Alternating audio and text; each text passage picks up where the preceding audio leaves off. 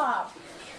Oh, sorry. This first piece is a character piece, so don't take me literally because I don't want to offend any of you guys. Actually, I do want to offend all of you people, so. Woo!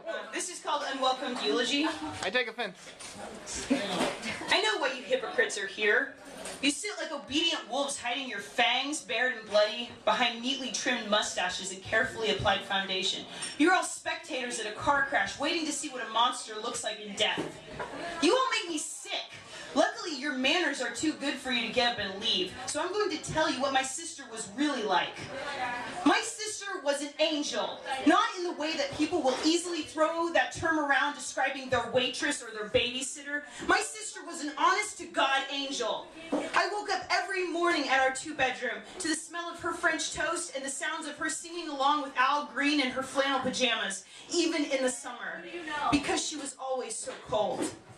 It wasn't a physical cold, she told me once. It was a cold coming from the world, from all of you. And maybe even from me too. Neighbors unaware of who lived next door, preferring to talk to their televisions than ask anyone else about their struggles. People avoiding those who blatantly needed help by looking away, locking their doors and turning up the radio. Desperate to make the world warm, she spread herself thin, giving all her money, time, love to everyone who made her shiver. They used her up like toothpaste to clean their masticating smiles before being spat out and washed away, easily forgotten. This only made her try harder. All the while, the icy grip of this town, this fucking world, clenched her throat tighter, lifting her struggling feet off the ground before slamming her down, breaking her. She tried so hard to make this world beautiful, to make it bright and warm, and you selfish bastards took all she had. You used her up, and then when she broke, you swept her away. You were shocked when the cold finally took her, shaking your heads like stupid children, poking at the corpses of trampled flowers, wondering why they had died. You ought to be ashamed. Summer was always her favorite season. She could almost forget the cold with her eyes closed, her face upturned to the light, red dancing behind her eyelids like warm fires in her favorite song. My only wish for all of you is that you truly feel the world's chill. That when you leave today and return to your warm houses heated by fireplaces and your own hollow breath, that you cannot be warmed anymore. That you feel an infinite shiver because you shot down an angel and all you feel now is cold.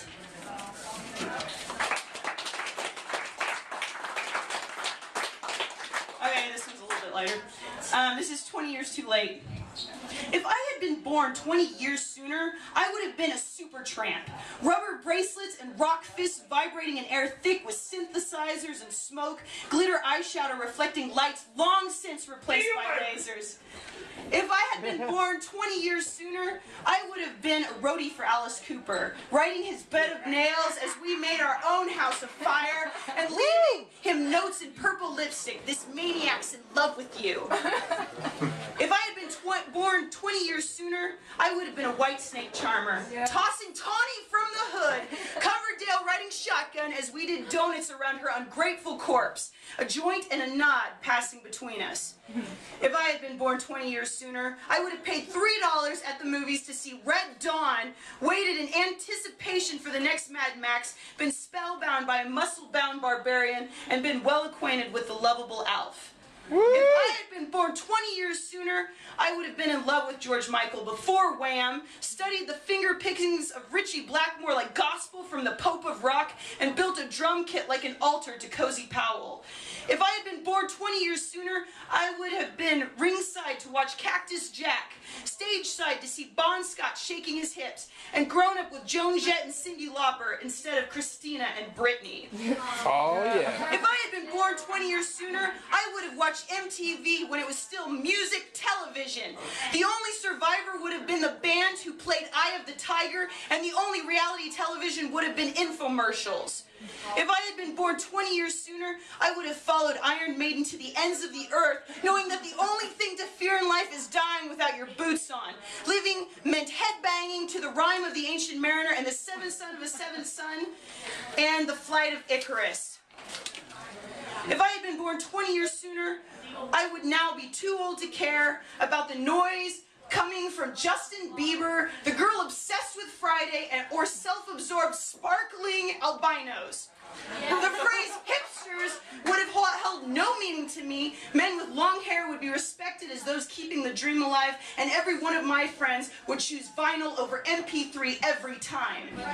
But I was born 20 years too late, meant to wade through the mediocrity of the unambitious after the time when it was okay to do drugs and wear spandex, have big hair, and make music about what is real.